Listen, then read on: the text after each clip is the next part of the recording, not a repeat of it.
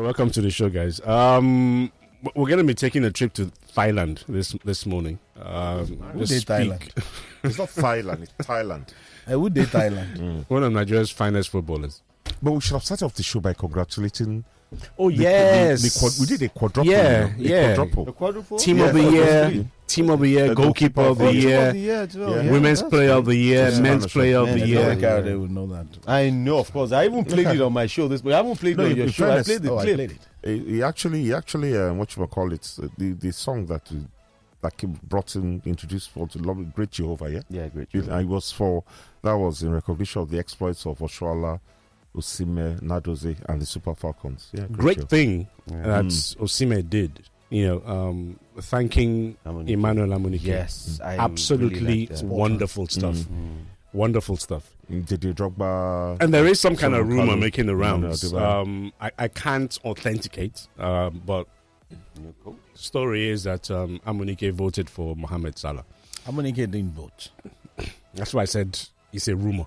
That's why I said first and foremost that it's a rumor. I mean, that's number one. It's not even an issue. But then again, it's not even exactly. Not even even if you voted for Mohamed Salah, it's not an issue. But there's a video. I think the CAF media guys are trying to get content on the boss, and then they were speaking to Ella Jio. In fact, Ella Jio, who do you want to vote for? He said himself, and then they were laughing about it. So it went Coyote.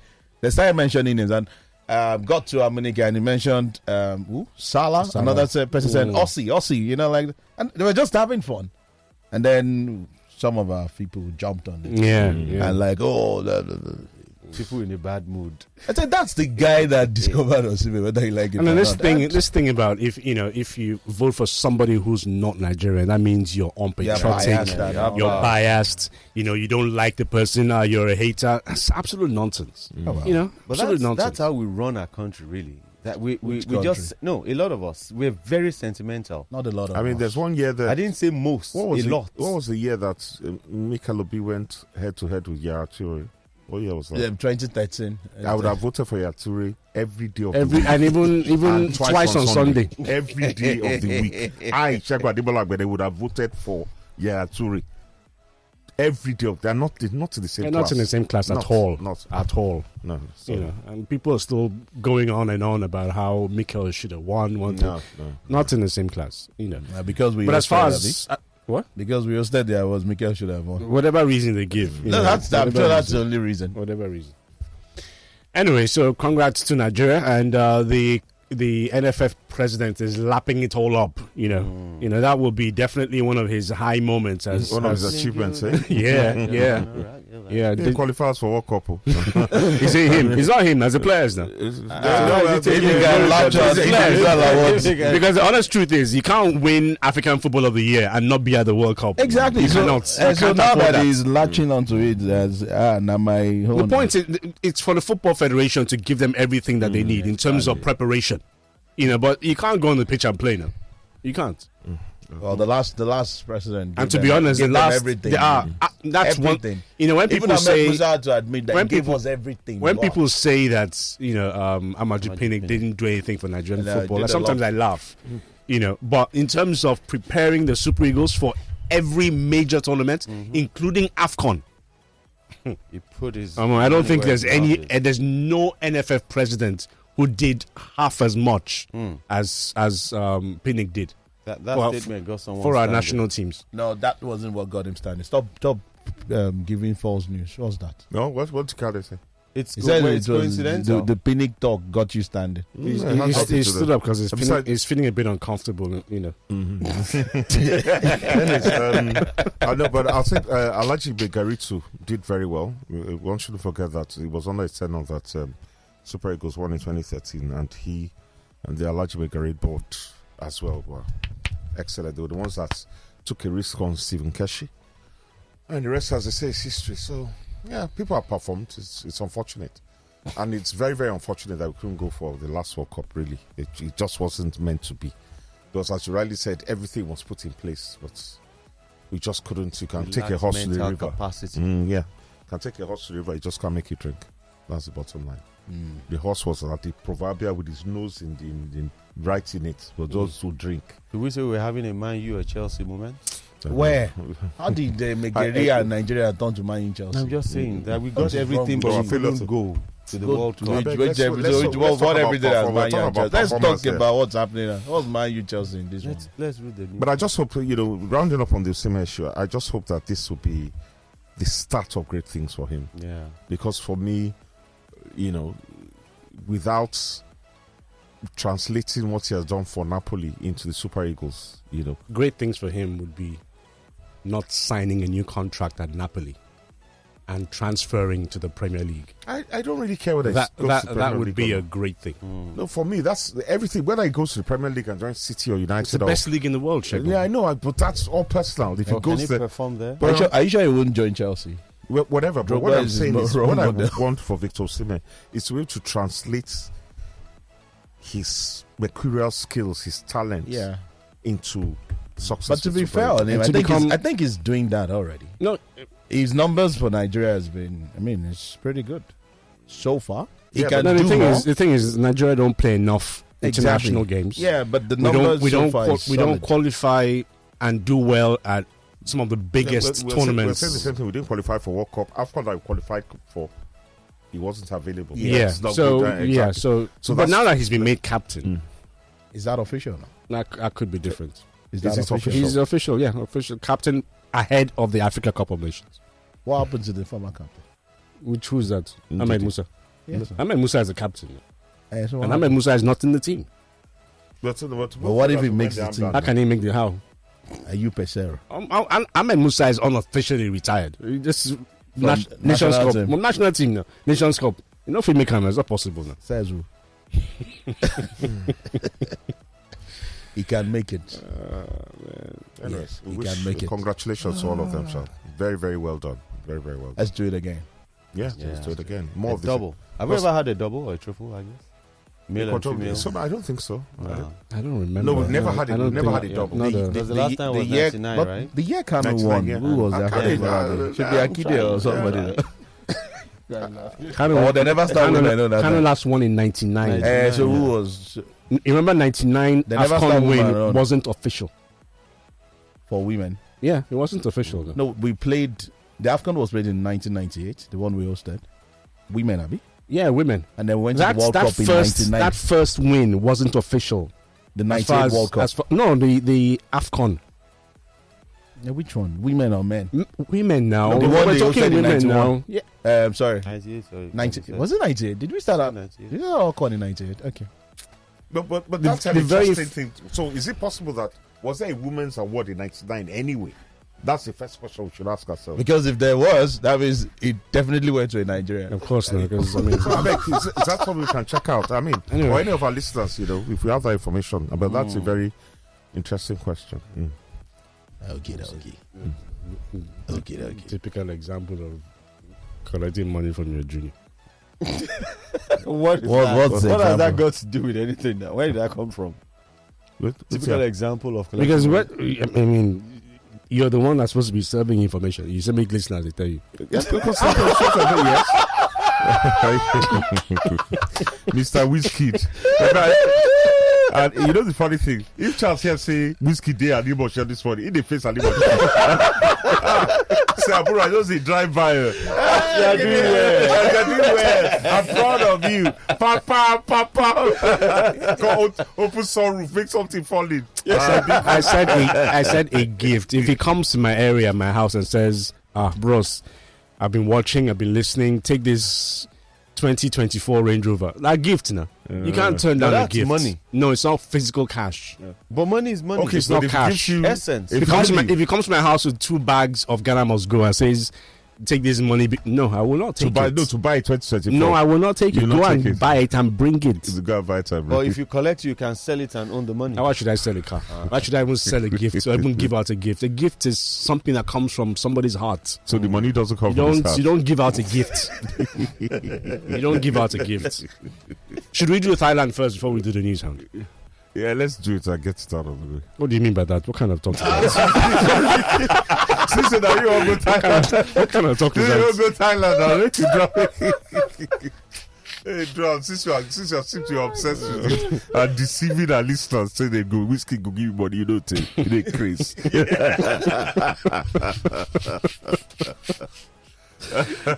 I was trying to bring Lonely at the top to the studio. I don't bother again, Ashake.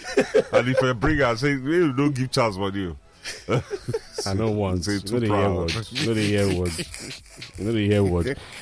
All right, joining us from Thailand this morning is a man who played his football with Kwara United, Warri Wolves, Enyimba, Shooting Stars, Rangers International, Remo Stars, Warri Wolves. Also made his name playing beach soccer for Nigeria and regarded as one of the top 50 players as far as beach soccer is concerned worldwide. It's a pleasure to have Abu Aziz join us this morning on Sports Zone. Abu, how are you? I am fine. I'm doing good, Mr. Charles. It's such a pleasure to be on your show this morning or afternoon. It's afternoon over here in the city of Dhaka. I know it's morning over there in Nigeria. So it's a big pleasure to be on your show today. Good morning, bro. All right. Shegun Agbeda is also here and Rotimi Akindele. Morning, Abu. How are you? My boss, them. How now? My boss, them. How are you there? Well done, bro. Good morning, sir. Morning. I'm proud of you. I'm proud of you, man. You again, sir. Pele, well done. Morning, sir. Well done. I'm proud of sir. you, my dear. Well, keep on flying the flag high, my brother. Keep on doing well. Thank you so much, boss. Thank you so much, sir. All right, Abu. I'm sure you've heard your girl Azizat Oshola, won the African Football of the Year for a record 6 time. How are you feeling? Yeah, I feel so proud of Azizat Oshola because she happens to be a very, very talented person.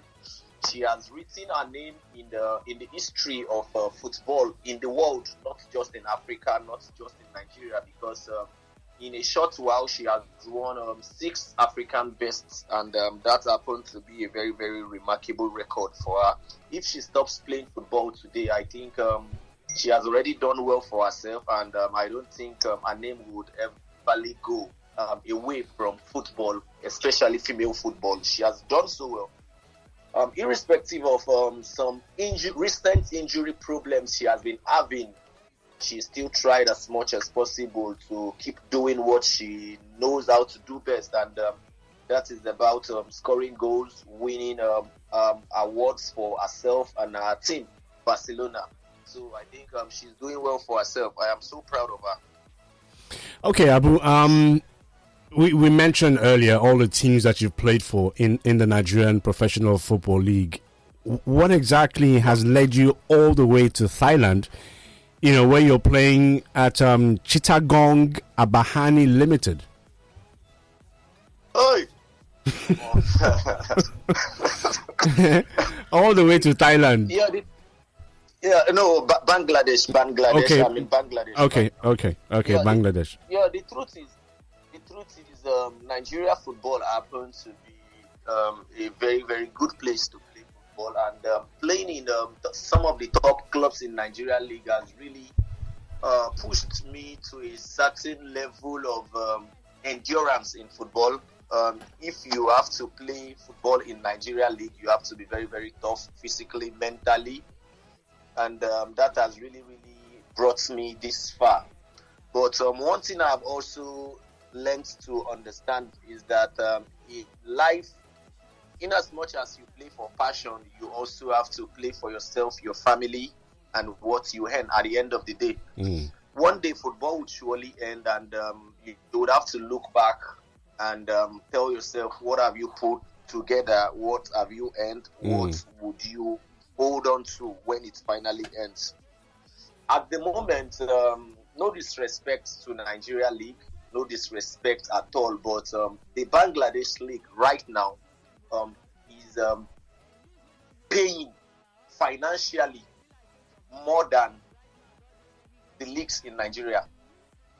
At this moment, I don't think I want to say I want to play for Real Madrid or Barcelona. what I want to play for right now is money. Financial That's security. the fact. I want to play for money, and if I can be getting a bigger money over here in Bangladesh than what I'll be getting in the MPFL, I don't think I have anything else to hold back to. It's just about getting what I want to get before I would stop playing, because at the moment age is no longer on my side. While I was in Nigeria League, I played for some big teams, and I was being owed some salaries, some money. Sometimes in abroad, things like this don't usually happen. When they owe you money, before you know it, they'll pay you. But over there in Nigeria, you are being owed money and you don't even have a right to complain about it. But right here, you are being paid your money as at when due. So for now, when we say age done, they come small. Make I pack waiting I want pack, arrange waiting I want arrange. That is just the simple truth. The truth is? Yeah. Go ahead. The truth is, football in Bangladesh right now is growing. Oh, it hasn't gotten to half the level of the exposure of the Nigerian league, but financially, I would say they are way better than the Nigerian league. So that is a positive for me. Okay, but what's the average earning power of a footballer in Bangladesh? Yeah, in Bangladesh, a average, let me say the lowest. I don't know about the indigenes right here. I don't know about them, but the foreigners right here, they earn 1 million plus, like 1 million plus. Yeah, like the lowest should be around 1 million plus, like transferred to Nigerian money. That's a month. Yeah. So and the truth is they just started growing their football. If we talk about 7 years ago or 6 years ago, you wouldn't mention Bangladesh football anywhere, and people would understand what you're talking about. They are more of a cricket people, cricket playing nation. And, they are more of a cricket playing nation, and right now they just want to start growing their football, and as you can see, they are doing well. They have a team, Bashundara Kings, that are playing presently in the AFC Cup, the Asian Champions Cup. They played yesterday and they lost 1-0 to a team from India. So they are already growing their football, and it's a good one for them. I believe in the next few years, Bangladesh football might be getting closer to the level where the Saudi Arabia, Qatar football has gotten to recently. So it's just a process. All right, quite a number of Nigerians have played football in Bangladesh, and for your club side, for your current club side as well. But having come from the society that you're used to, which is what we have here in Nigeria, how have you been able to adapt in terms of the culture of the people of Bangladesh? Yeah. One good thing about the Bangladesh people here, their hospitality level happens to be a very, very good one. They respect people a lot, especially Nigerians. Based on the caliber of players from Nigeria that has been here, or caliber of foreigners that do come here to play, they believe that any foreigner that comes here to play football, his football IQ, his football knowledge is bigger, higher than their own. So they respect all foreigners a lot, and quite a number of Nigerians has been here to play. Kandi Augustine Agbani played here last season. Issa Anifowoshe played here like 3 seasons ago. Same last season. David Ojukwu also played here. He's still here. So they respect Africans a lot. They respect all foreigners. Then aside that, they are this kind of people. They want to learn. So they give you the opportunity to express yourself well. And one good thing about we Africans is we try as much as possible to make our football speak for us, and it's been helping us. So aside from the field, off field, You see there are people over here, they see you walking on the streets, they want to take selfies with you. They are so welcoming, and it makes we Africans, we foreigners, it makes us feel at home. It makes us feel very, very comfortable.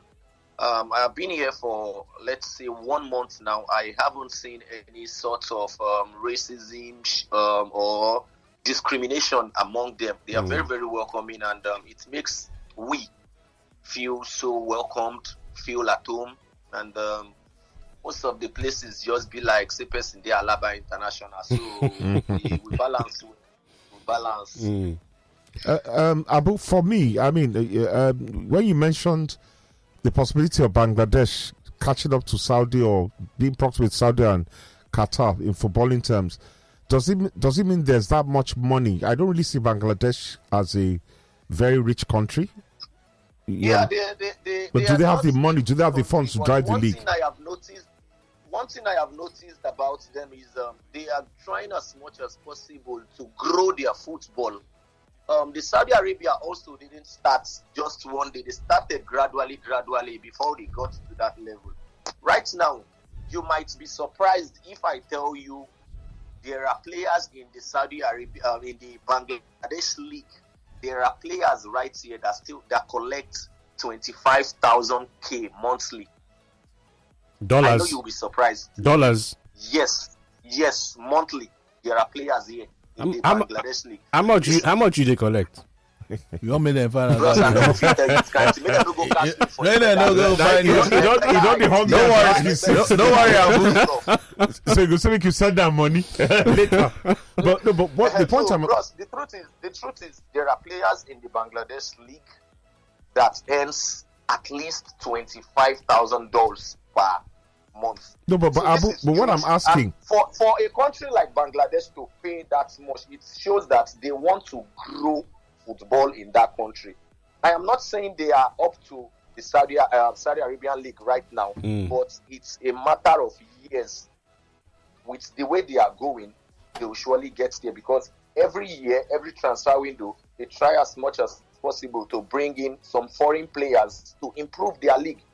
And as long as the league is improving, it would start growing. More foreign players would want to come. Before you know it, money would start coming in. That is one thing I have learned from here. But the question I want to ask you now, Saudis, petrodollars, Qatar as well, where is the money coming from, Bangladesh? Is it a government initiative, or like cricket in India, where they have the IPL? Is it private entities coming to? For few teams that I know over here, they are government, they are private-owned teams. And the biggest team over here in Bangladesh happens to be Bashundara Kings. Bashundara Kings happens to be a team owned by a group. They happen to be the Real Madrid of Bangladesh. They are everything here.